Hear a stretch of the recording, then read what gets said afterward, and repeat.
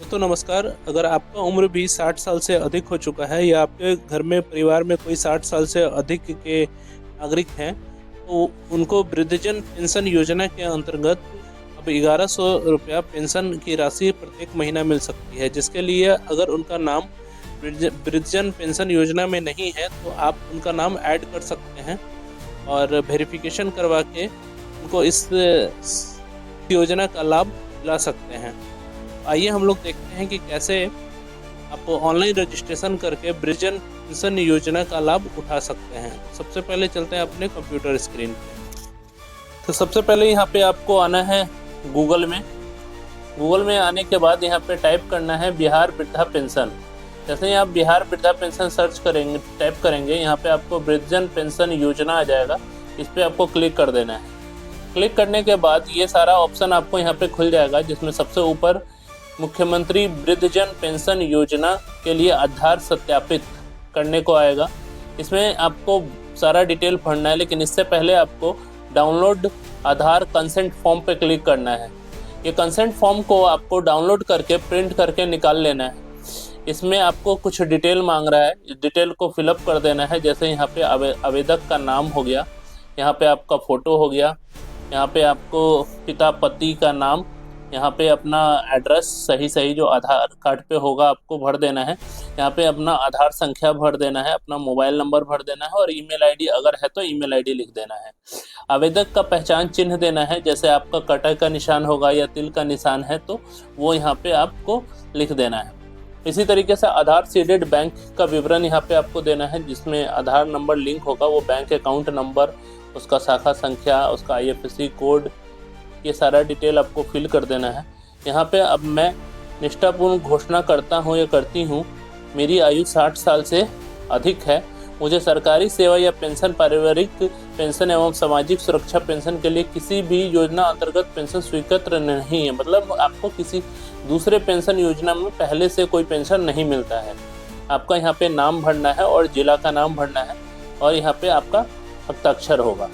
हस्ताक्षर करने के बाद ये दूसरा फॉर्म है, आपको सहमति पत्र 2 है, जिसमें आपको बैंक शाखा का नाम और अपना अकाउंट नंबर नाम फिलअप कर देना है। यहाँ पे आपको मेरे नाम में संबंधित बैंक शाखा संख्या, अपना अकाउंट नंबर भर देना है। मैं आपके बैंक में शाखा का नाम, बैंक खाता संख्या फिलअप कर देना है और आधार आईडी नंबर यहाँ पे दे देना है। मतलब ये है कि अगर आपका अकाउंट आधार से लिंक नहीं है तो एनपीसीआई करवाने के लिए अपने अकाउंट में इसे सहमति पत्र को बैंक में जमा करना है। तो ये भर कर यहाँ पे आपका सिग्नेचर होगा, सिग्नेचर कर देना है और ये बैंक यूज के लिए है तो ये आपको नहीं भरना है। और ये यहाँ पे एक सहमति पत्र है, सहमति पत्र 1, इसमें आपको अपना नाम भरना है, आधार संख्या भरना है, अपना मोबाइल नंबर भरना है। और ये आप सहमति पत्र बिहार सरकार को दे रहे हैं कि आप अपने मोबाइल नंबर या आधार नंबर को जो आपने दिया हुआ है उसका उपयोग बैंक और बिहार सरकार और आपके पहचान को सत्यापित या प्रमाणित करने के लिए उपयोग कर सकता है। यहाँ पे आधार, यहाँ पे अंगूठा दे देना है या अपना सिग्नेचर देना है, जन्म तिथि, नाम और पता भर देना है।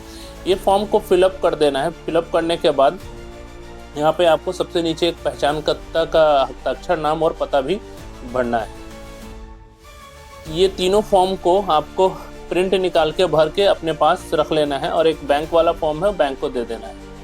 अब यहाँ पे आना है फिर से आपको अपने वेबसाइट पे और यहाँ पे आपको कुछ डिटेल भरना है। जैसे डिटेल में यहाँ पे दिया हुआ है आधार डिस्ट्रिक्ट, एज डिस्ट्रिक्ट का नाम भरना है। यहाँ पे डिस्ट्रिक्ट का नाम हम भर देते हैं। फिर आपको अपना ब्लॉक भरना है, सेलेक्ट कर लेना है। फिर यहाँ पे इपिक नंबर यानी अपना वोटर आईडी कार्ड नंबर यहाँ पे इंटर कर देना है।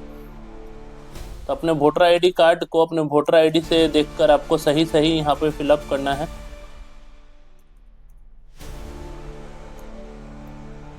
वोटर आईडी कार्ड के ऊपर जो नाम होगा वो नाम यहाँ पे लिख देना है आपको।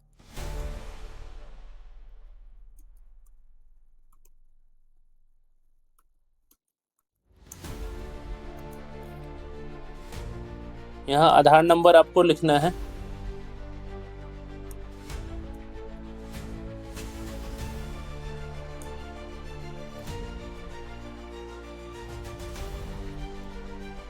फिर यहाँ पे आपको आधार के ऊपर जो नाम लिखा होगा वो नाम यहाँ पे सही सही वैसा ही स्पेलिंग आप देखकर लिख लीजिएगा।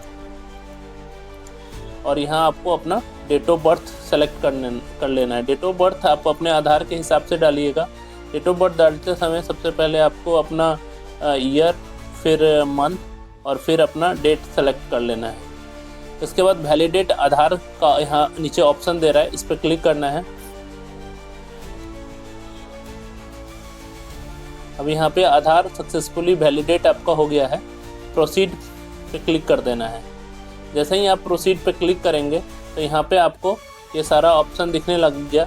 अब यहाँ पे आप अपना नाम यहाँ पे देख सकते हैं, डेट ऑफ बर्थ देख सकते हैं, कैटेगरी को सेलेक्ट कर लेना है। अगर आप जनरल है तो जनरल, ओबीसी है तो ओबीसी सेलेक्ट कर लेना है। यहाँ पे जेंडर दे देना है, मेल फीमेल।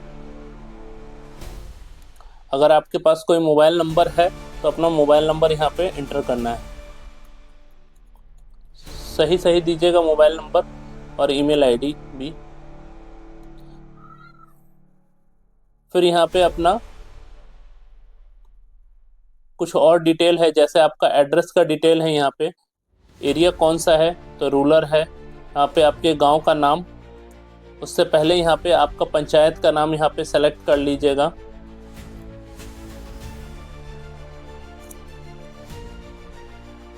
पंचायत सेलेक्ट करने के बाद यहाँ पे आपको गांव का नाम सेलेक्ट करने का आ जाएगा। सेलेक्ट कर लेंगे डाउन ड्रॉप से। अपने वार्ड का नाम, वार्ड संख्या यहाँ पे सेलेक्ट कर लेना है। अगर नहीं खुल रहा है तो इसको छोड़ देना है। फिर यहाँ पे अपना पता पूरा भर देना है। जो भी आपको मैंडेटरी डॉक्यूमेंट है, मैंडेटरी फील्ड है, उसको फिलअप कर देना है।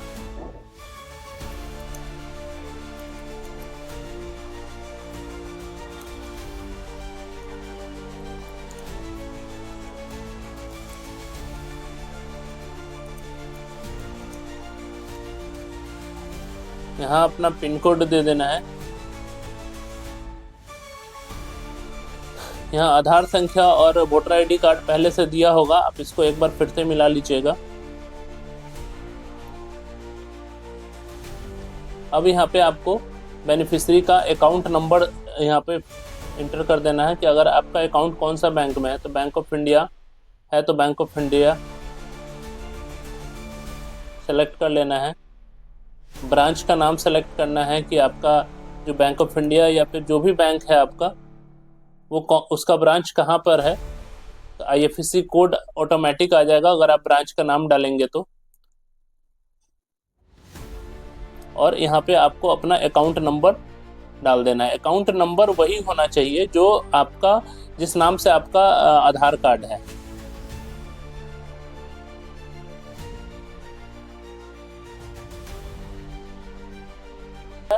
अकाउंट नंबर और यहाँ पे आपको अपना नाम डाल देना है।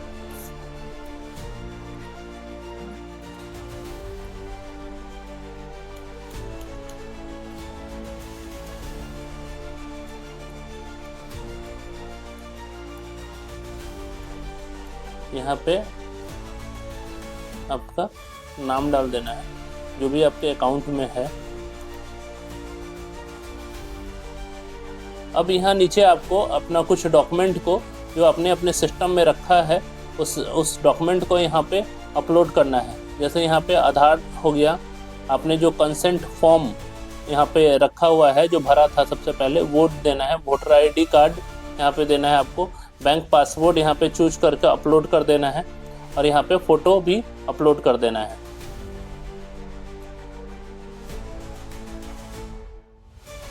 इसमें से कुछ डॉक्यूमेंट को हम यहाँ पे अपलोड करके आपको दिखा देते हैं कैसे अपलोड होगा। इसमें साइज भी आपको देख लेना है कि साइज जो है आपको, वो जो साइज इसमें बोल रहा है वही साइज आप यहाँ से अपलोड करेंगे।